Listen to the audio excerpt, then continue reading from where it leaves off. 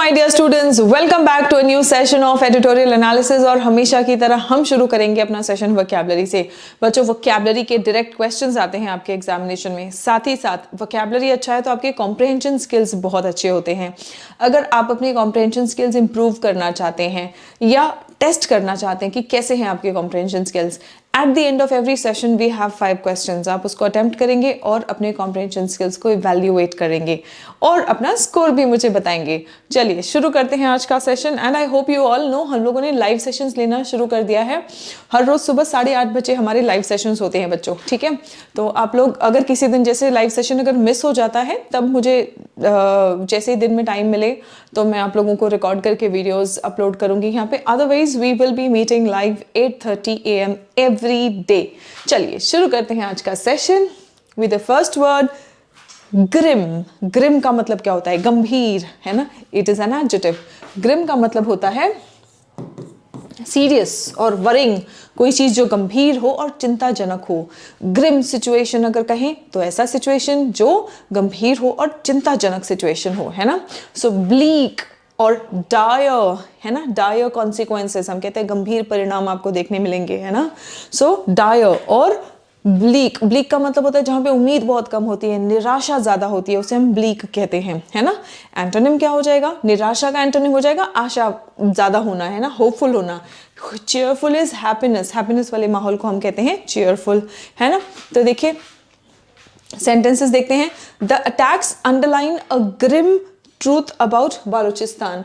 जो अटैक्स हो रहे हैं वो एक ग्रिम यानी कि बहुत ही गंभीर और चिंताजनक सत्य दिखा रहे हैं, है ना। अ grim truth about Balochistan. Balochistan के बारे में एक बहुत ही गंभीर और चिंताजनक सत्य दिखाते हैं ये जो हमले हो रहे हैं। द नेक्स्ट वर्ड इज रिप्राइजल्स, है ना। रिप्राइजल्स का मतलब क्या होता है? रिटालिएशन, है ना, पलटवार। पलटवार इज रिप्राइजल्स और रिटालिएशन, है ना। Retaliation, counter attack. अटैक होता है फिर उसके बदले में जो अटैक होता है उसे हम काउंटर अटैक कहते हैं। तभी हम टेररिज्म, काउंटर टेररिज्म, है ना। टेररिज्म से लड़ने के लिए जो हम एक्शंस लेते हैं हम उन्हें कहते हैं काउंटर टेररिज्म। अटैक जब हुआ तो उसको उसका पलटवार जब हम करते हैं तो वो काउंटर अटैक होता है, ठीक है। रिटालिएशन है ये।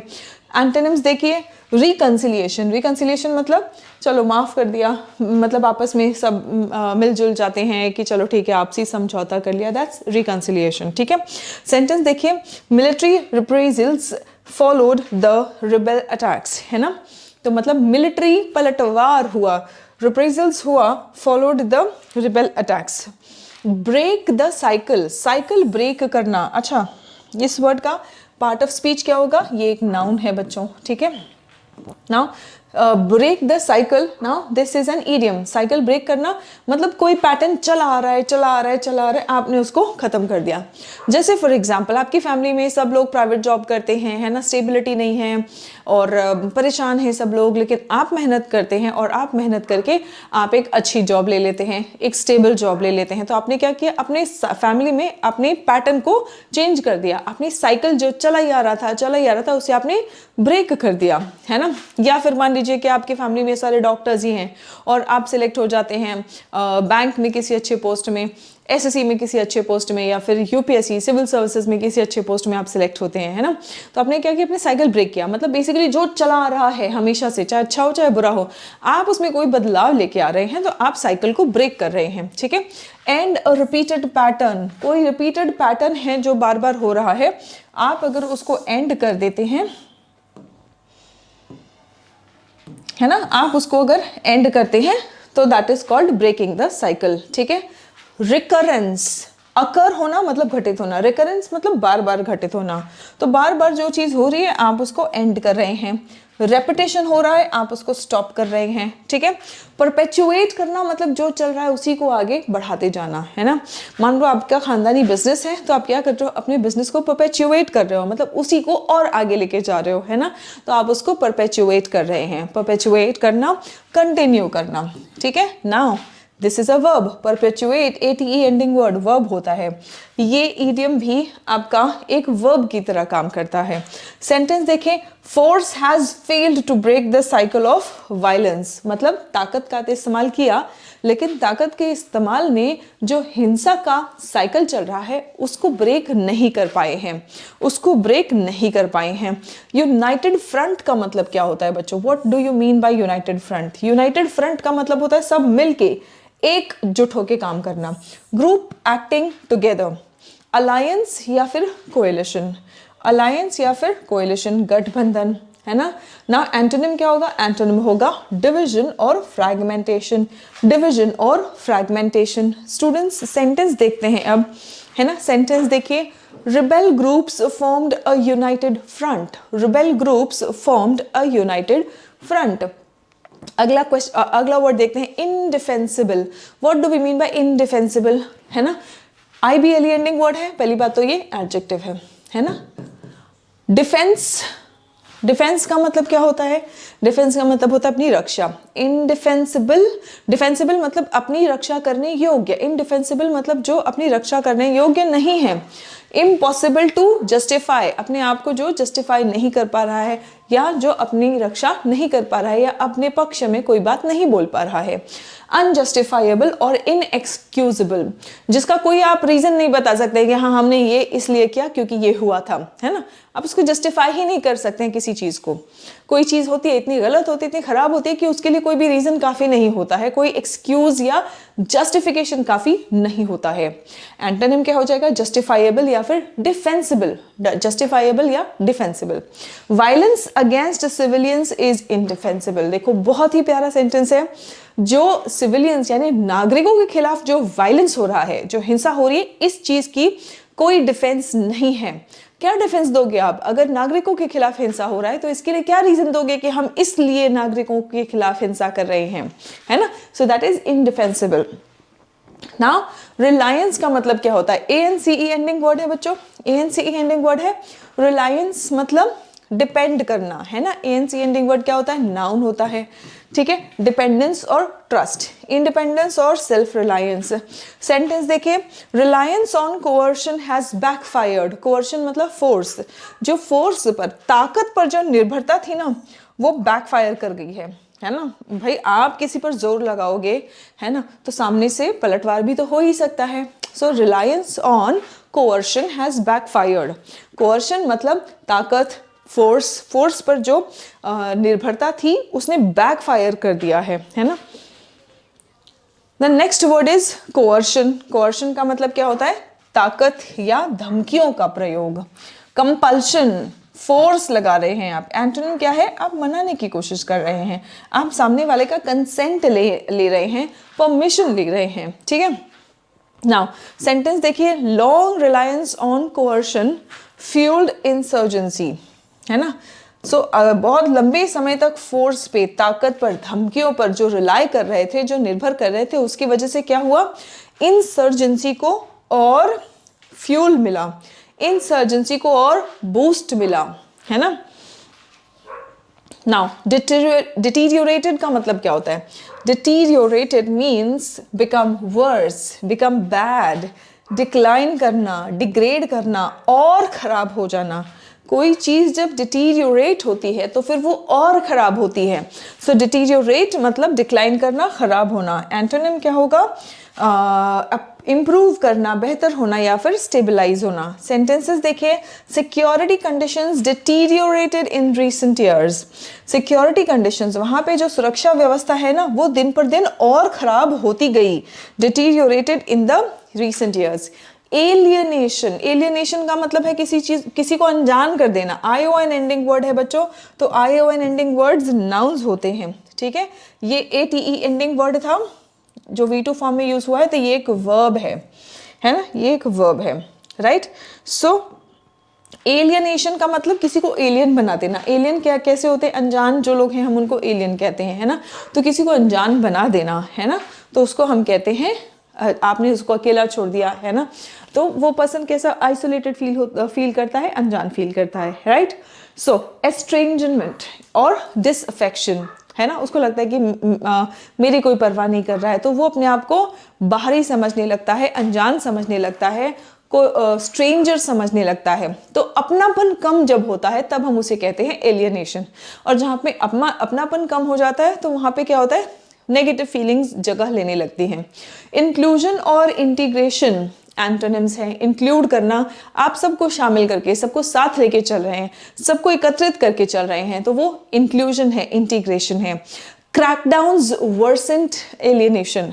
अब लोगों को ऑलरेडी लग रहा है कि हमारी तो किसी को कोई परवाह नहीं है, लोगों के मन में से लगाव, अपनेपन की भावना पहले ही कम हो रही है, और ऊपर से आप क्रैकडाउन्स कर रहे हैं। क्रैकडाउन्स मतलब जो हम फोर्स का इस्तेमाल करते हैं, है ना। तो वो पब्लिक जो ऑलरेडी अपनापन कम हो गया है, उसकी वजह से नाराज है, और उस पर जब आप फोर्स का प्रयोग करोगे तो फिर वो और भड़केगी और परेशान होगी वो, है ना। The next word is fragile लल। फ्रजाइल लल का मतलब क्या होता है? इट इज, लल का मतलब होता है शांति। फ्रजाइल लल मतलब बहुत कमजोर शांति, मतलब किसी भी समय वो शांति भंग हो सकती है, किसी भी समय वो शांति खत्म हो सकती है और फिर से तहलका मच सकता है। सो वीक, टेम्पररी, काम। लल मीन्स काम यानी कि शांति, एंड फ्रजाइल मीन्स वीक, कभी भी खत्म हो सकता है। ब्रीफ काम और टेम्पररी पीस, बहुत ही टेम्पररी पीस है ना, इसीलिए हम कह ही रहे हैं कि वो फ्रजाइल लल है ना। And fragile is an adjective here, लल इज अ नाउन। ठीक है, fragile is an adjective here and लल इज अ नाउन। ठीक है, ये इकट्ठे एक फ्रेज यूज हुआ है, हम इन दोनों वर्ड्स को अलग अलग भी यूज कर सकते हैं। ये ऐसा वाला इडियम नहीं है जो अलग अलग यूज नहीं हो सकता है। ठीक है, नाउ सस्टेन्ड पीस और स्टेबिलिटी इसके एंटोनिम हो जाएंगे। जो लंबे समय तक शांति चले, पीस चले, स्टेबिलिटी चले, वो इसके एंटोनिम बन जाएंगे। Violence returned after a fragile lull. Violence returned after a fragile lull. Introspection. Introspection का मतलब क्या होता है? इंट्रो मतलब अपने अंदर झांकना, इंस्पेक्ट करना। इंस्पेक्टर क्या करता है? बाहर सब पे नजर रखता है ना। इंस्पेक्ट करना मतलब नजर रखना। आप इंट्रोस्पेक्ट कर रहे हैं, है ना। स्पेक्ट का मतलब होता है विजन, तभी तो चश्मे को स्पेक्टिकल्स कहते हैं, है ना। Spect is related to eyesight, है ना। Spect is related to eyesight. Introspect कर रहे हैं मतलब अंदर देखना, है ना। सेल्फ एग्जामिनेशन, अपने आप को देखना। रिफ्लेक्शन और सेल्फ एनालिसिस। एंटोनिम क्या होगा? अवॉइडेंस। आप अवॉइड कर रहे हैं, आप निग्लेक्ट कर रहे हैं, आप खुद को नहीं देखना चाहते हैं, है ना, कि हम क्या कर रहे हैं, क्या नहीं कर रहे हैं, आप बस दूसरों पर ध्यान दे रहे हैं, राइट। इसका एंटोनिम होगा ये। The state avoids introspection. जो स्टेट है, जो लोग अक्सर पावर में रहते हैं ना, वो अपनी गलतियां कभी नहीं देखना चाहते हैं। जो लोग अक्सर पावर में रहते हैं वो इंट्रोस्पेक्शन अवॉइड करते हैं, है ना। वो बस दूसरों पर ब्लेम लगाने में बिजी रहते हैं। ठीक है, Now students, we have our application Serene पाठशाला on Google Play Store. इस पर आपको दो तरीके के बैचेस मिलेंगे। एक उन सभी बच्चों के लिए जो 1 डे कॉम्पिटिटिव एग्जाम्स की तैयारी कर रहे हैं। बच्चों, आप लोग अपने एग्जामिनेशन के टाइमलाइन के अकॉर्डिंग 3 मंथ, 6 मंथ या 12 मंथ का बैच ले सकते हैं। एंड आपको इस बैच में मिलेगा क्या? 200+ आवर्स, 200 से ज़्यादा सेशंस जो बहुत ही डिटेल में ग्रामर को कवर करते हैं। ग्रामर को प्रीवियस ईयर्स क्वेश्चंस पर बेस्ड हम प्रैक्टिस करते हैं, जिससे कि आपको पता चले कि एग्जाम में किस तरह के क्वेश्चंस आते हैं, किस पैटर्न पर क्वेश्चंस आते हैं। सारे बेसिक्स आपके, सारे आपके एग्जाम लेवल के क्वेश्चंस कवर हो जाते हैं। साथ ही साथ vocabulary, cloze test, parajumbles, comprehension, इन सबके डेडिकेटेड 10-10, 15-15, 20-20 सेशंस हैं। ठीक है, ताकि आपको एक अच्छी खासी प्रैक्टिस, एक कॉम्प्रिहेंसिव तैयारी हो सके। तभी इसे कंप्लीट इंग्लिश फाउंडेशन बैच हम कह रहे हैं। ठीक है, अब दूसरे आ जाता है आपका स्पोकन इंग्लिश एक्सप्रेस का बैच। उन बच्चों के लिए है जो अपने कम्युनिकेशन स्किल्स को इम्प्रूव करना चाहते हैं। ठीक है, and then comes the next batch. अगर आपने IB का एग्जाम दिया है, Tier 1 क्वालिफाई कर लिया है, Tier 2 की तैयारी चल रही है, Tier 2 आप लोगों का एग्जामिनेशन बहुत जल्दी होने वाला है। ठीक है, we are almost done with the first week of Feb. 3rd week of Feb के आसपास आपका 3rd या 4th वीक में एग्जाम हो सकता है। ठीक है, तो क्विक रिविजन अगर करना हो तो आप, बहुत सारे यहाँ पे असाइनमेंट्स आपको दिए जाते हैं। You can just download the assignments, you can practice them, and आपको आपका मार्क्स एवेल्यूएट हो जाता है, चेक हो जाता है। ठीक है, so yes, all this you can get in this batch. है तो 699 का, but you can get it at 599 if you use this code YTIB100। YT मतलब यूट्यूब, IB मतलब इंटेलिजेंस ब्यूरो, YTIB 100 ये यूज़ करेंगे तो आपको इंस्टेंट 100 रुपीज़ का डिस्काउंट मिल जाएगा। और यस, ये हमारा इंटरव्यू बैच है। इंटरव्यू बैच Tier 2 क्वालिफाई कर लो, फिर बढ़िया से तैयारी करेंगे इंटरव्यू का, है ना। दूर वाले बच्चे ऑनलाइन मॉक्स ले सकते हैं, जो दिल्ली के पास के बच्चे हैं वो ऑफलाइन मॉक्स के लिए आ सकते हैं। चलिए शुरू करते हैं अपना editorial. Cycles of revolt, revolt यानी कि विद्रोह। तो विद्रोह का जो है साइकिल चल रहा है, एक के बाद एक विद्रोह चल रहा है। On Pakistan and the Baloch rebels, है ना। सो पाकिस्तान और बलोच रिबेल्स की बात हो रही है। Pakistan risks being in eternal conflict. Pakistan में को एक खतरा है, एक रिस्क है कि वो इटर्नल मतलब हमेशा के लिए एक लड़ाई में, एक मुठभेड़ में फंस सकता है। ऐसा रिस्क है with the Baloch rebels. The coordinated attacks by the Balochistan Liberation Army, जो Balochistan Liberation Army coordinated attacks कर रहे हैं अक्रॉस मल्टीपल डिस्ट्रिक्ट्स, कई डिस्ट्रिक्ट्स में वो जो अटैक कर रहे हैं, ये दिखाता है एक बहुत ही गंभीर और चिंताजनक सत्य। Truth, it underlines a grim truth. Pakistan's largest province remains trapped in a deepening cycle of violence. क्या गंभीर और चिंताजनक सत्य दिखा रहे हैं कि पाकिस्तान का जो सबसे बड़ा प्रोविंस है वो ट्रैप है, वो फंसा हुआ है एक बहुत ही गहरी साइकिल ऑफ वायलेंस, हिंसा के एक बहुत ही चक्र में, गहरे चक्र में वो फंसा हुआ है। According to Pakistani authorities, at least Pakistani authorities के मुताबिक लगभग 30 सिविलियन और 18 सिक्योरिटी पर्सनल्स जो हैं वो मारे गए हैं इन द जनवरी 31 अटैक्स, है ना। जन 31 को जो अटैक हुए थे उसमें 30 सिविलियंस और 18 सिक्योरिटी पर्सनल्स मारे गए हैं। In response the Pakistani military reportedly killed at least 150 Baloch fighters. और इसके पलटवार में पाकिस्तानी मिलिट्री ने क्या किया, लगभग 150 बलोच फाइटर्स को मारा है। बट सच रिप्राइजल्स, रिप्राइजल का मतलब क्या होता है, रिटेलिएशन, पलटवार, है ना। तो ऐसे रिप्राइजल्स जो हैं ये अनलाइकली हैं to produce any lasting improvement. इस तरीके से अगर हम हमले करते रहेंगे या हमलों का पलटवार जवाब देते रहेंगे तो इससे लास्टिंग मतलब लंबे समय तक चलने वाले स्थिति में कोई सुधार नहीं आएगा। इन बालोचिस्तान सिक्योरिटी सिचुएशन, है ना। In March 2025 after Baloch militants hijacked the Jaffar Express. अब मार्च 2025 में बालोच मिलिटेंट्स ने जफार एक्सप्रेस को हाईजैक किया था, ठीक है। उसमें Pakistan largely reactive and often disproportionate military responses have done little to break the cycle. और उस पर जो उस हाईजैक पर जो रिएक्शन आया था, है ना, तो Pakistan largely reactive and often disproportionate military response, उसमें जो पाकिस्तान का मिलिट्री रिस्पॉन्स था वो कैसा था, रिएक्टिव था। हमें कभी भी रिएक्ट नहीं करना चाहिए, हमें रिस्पॉन्ड करना चाहिए।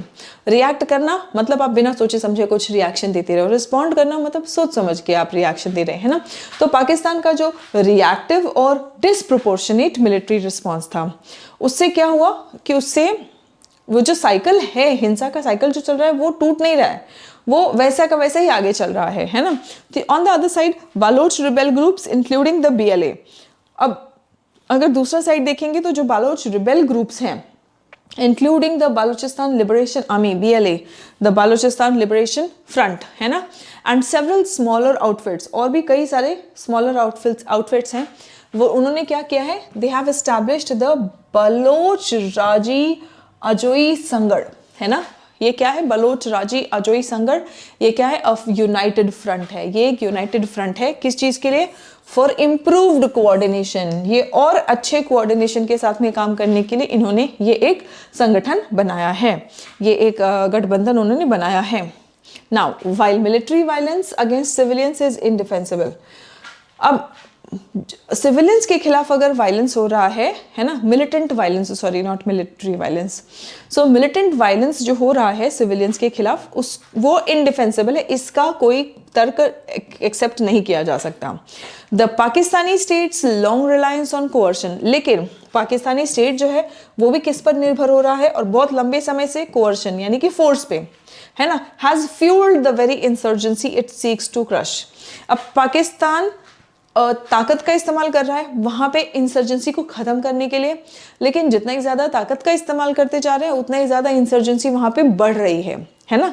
तो हम यही कह रहे हैं कि Pakistan states long Reliance on coercion has fuelled, आग में घी डालना, फ्यूल करना मतलब आग में घी डालना, उस चीज़ को और भड़काना और तेज़ करना, है ना।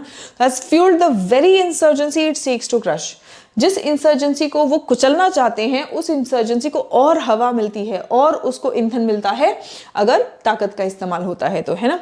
As a security conditions along the country's tribal borderlands, जो कंट्री का ट्राइबल बॉर्डरलैंड्स है वहाँ पे सिक्योरिटी कंडीशन क्या हो रहा है, डिटीरियोरेट हो रहा है। As the security conditions along the country's tribal borderlands deteriorated in recent years, हाल ही के सालों में वहाँ पे सुरक्षा व्यवस्था और ख़राब हुई है, particularly after the Taliban captured power in Kabul, और ख़ासकर तालिबान ने जो पावर कैप्चर किया काबुल ने उसके बाद Baloch rebels and Tehrik e Taliban Pakistan Islamists used the chaos to regroup themselves, लेकिन जितना ही ज़्यादा सिक्योरिटी सिचुएशन वहाँ पे ख़राब हो रही है उस मौके का फ़ायदा उठाकर ये जो ग्रुप्स है ना, Baloch rebels and the Tehrik e Taliban Pakistan Islamists, उन्होंने इसका फ़ायदा उठाया और उन्होंने अपने आप को रीग्रुप कर लिया, दोबारा से ये इकट्ठे हो गए हैं।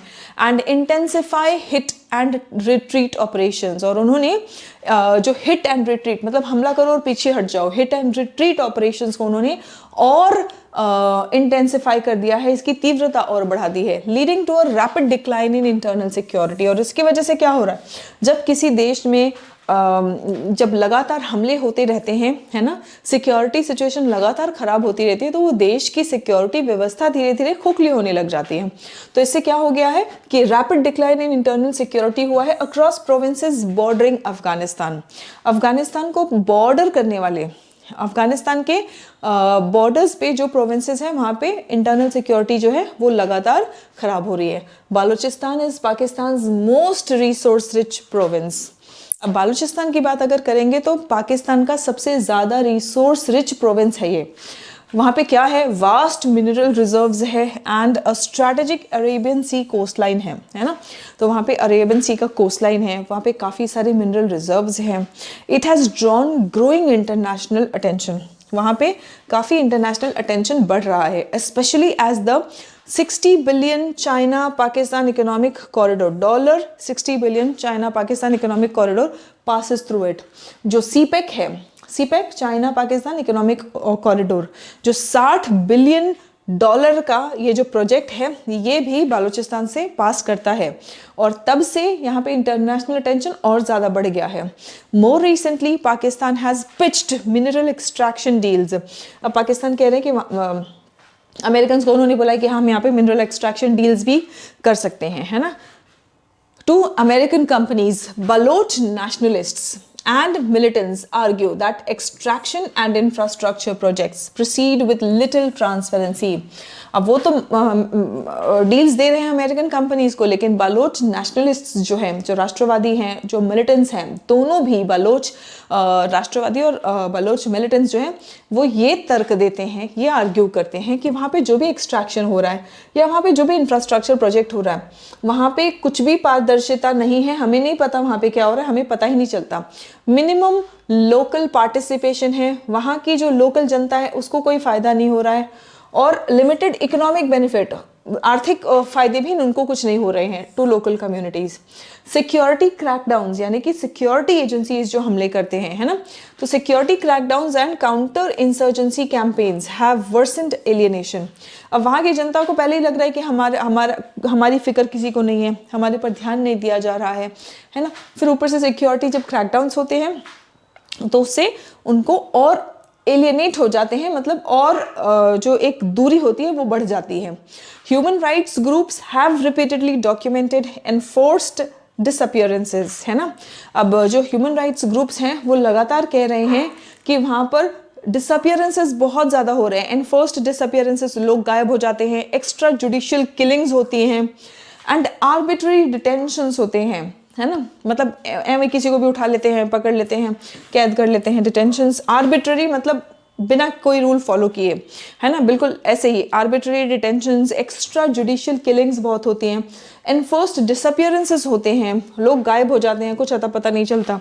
Equally troubling is Islamabad reflexive tendency, और उतना ही हम जो बात कर रहे हैं ये सब जितना चिंताजनक है, उतना ही चिंताजनक, उतना ही परेशान करने वाला इस्लामाबाद का रिफ्लेक्सिव टेंडेंसी है कि वो इंडिया को ब्लेम करता है कि बालूचिस्तान में जो कुछ भी हो रहा है वो इंडिया की वजह से हो रहा है। Equally troubling is Islamabad reflexive tendency to blame India for unrest, in unrest मतलब अशांति इन बालूचिस्तान, कह रहे बालूचिस्तान में जो कुछ भी हो रहा है वो सब इंडिया की वजह से हो रहा है, ठीक है।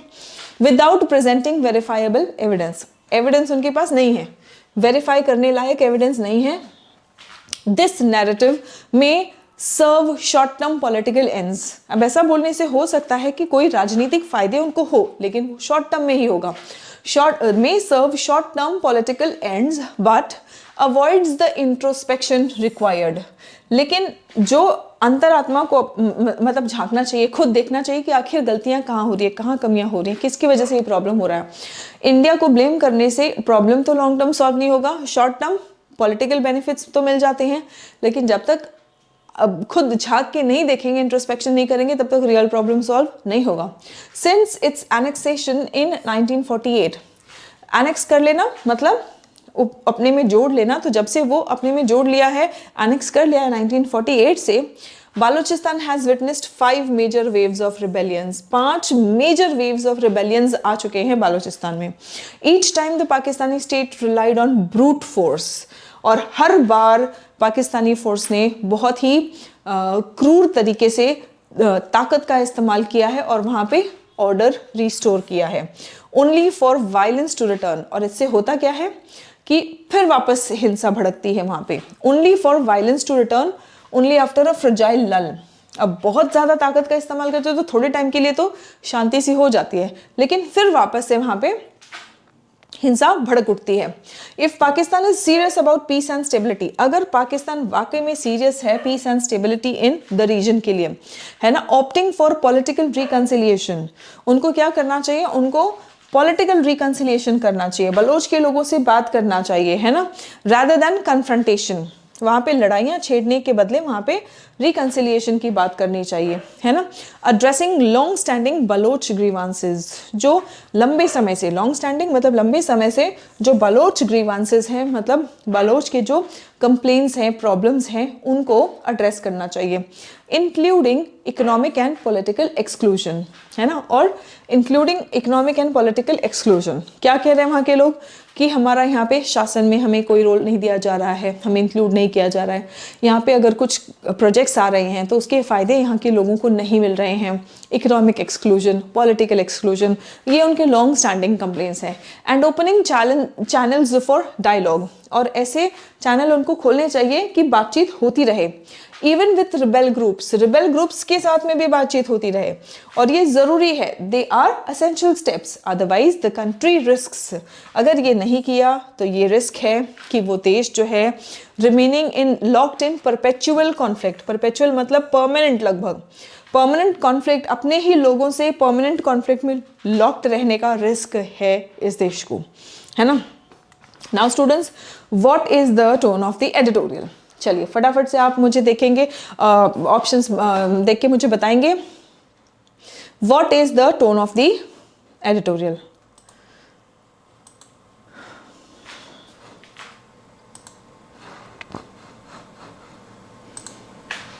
यस,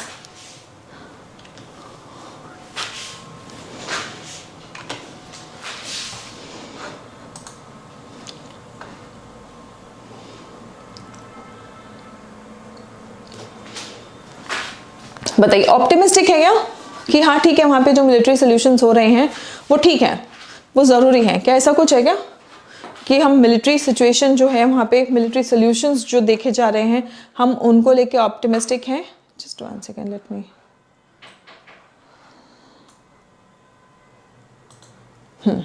ठीक है, नहीं, ये भी आंसर हमारा नहीं है। न्यूट्रल और फैक्चुअल भी हम नहीं हैं, हम क्रिटिकल भी है और हम कॉशनरी भी है। हम क्रिटिसाइज कर रहे हैं कि वहाँ पे लगातार जो ताकत का प्रयोग कर रहे हैं उसका क्रिटिसिज्म भी हम कर रहे हैं और कॉशन भी हम कर रहे हैं कि अगर ये सब काम नहीं किया गया तो खतरा है ना। तो जब हम एक थोड़ा सा अलर्ट या सावधान रहने के लिए कुछ बात बोलते हैं तो वो कॉशनरी टोन होता है ना। So the answer is cautionary. The next word, according to the passage why are Pakistan military reprisals against Baloch rebels unlikely to improve security. Passage के मुताबिक क्या कहा जा रहा है कि पाकिस्तान के मिलिट्री जो रिप्राइजल्स हैं है ना, पलटवार जो हैं बालोच के खिलाफ, बालोच रिबेल्स के खिलाफ, ये सिक्योरिटी सिचुएशन क्यों इंप्रूव नहीं करेगा। They lack international support, international support नहीं है इसलिए, या they fail to address the root political and economic grievances, या फिर लिमिटेड मिलिट्री कैपेसिटी की वजह से वो सीमित हैं, फॉरेन इंटरवेंशन की वजह से नहीं। The answer is B, they fail to address. हम हमला और पलटवार, वार और पलटवार जब तक करते रहेंगे, ये साइकिल ब्रेक नहीं जब तक करेंगे, तब तक वहाँ पे सिक्योरिटी सिचुएशन इंप्रूव नहीं होगी। वहाँ पे जो रूट यानी कि जो जड़ हैं, जो प्रॉब्लम्स हैं पॉलिटिकल और इकोनॉमिक फेस कर रहे हैं लोग, उनको जब तक सॉल्व नहीं करेंगे तब तक वहाँ पे सिचुएशन इंप्रूव नहीं होगा। What factor has recently intensified militant activity in Balochistan and neighboring regions? किस चीज की वजह से मिलिटेंट एक्टिविटी और नेबरिंग रीजन्स में भी और बालूचिस्तान में भी क्यों इंटेंसिफाई हुआ है? यस बिल्कुल, जब से तालिबान ने काबुल को टेक ओवर किया तब से वहां पे जो मिलिटेंट सिचुएशन है और इंटेंसिफाई हो गया है। कोअर्शन का मतलब क्या है? पैसेज में कोअर्शन इस शब्द का प्रयोग हुआ है, तो कोअर्शन का मतलब क्या है?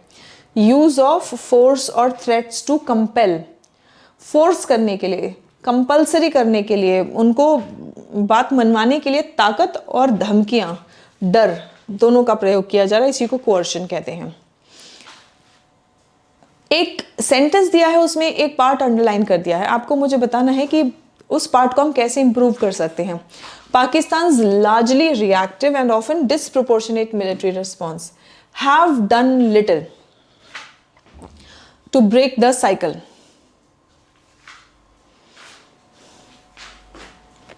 Yes.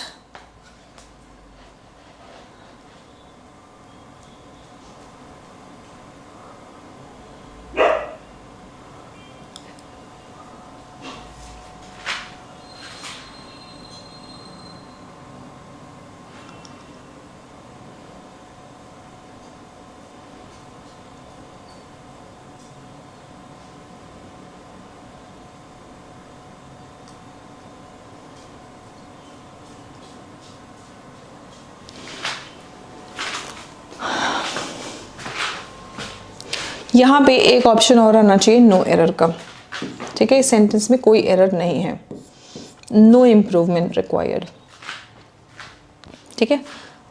हैव डन लिटिल, क्योंकि हम रिस्पॉन्सेज की बात कर रहे हैं, तो रिस्पॉन्सेज ने बहुत कम किया, have done little to break the cycle. तो प्लूरल सब्जेक्ट है तो प्लूरल वर्ब है, सेंटेंस में कोई एरर नहीं है।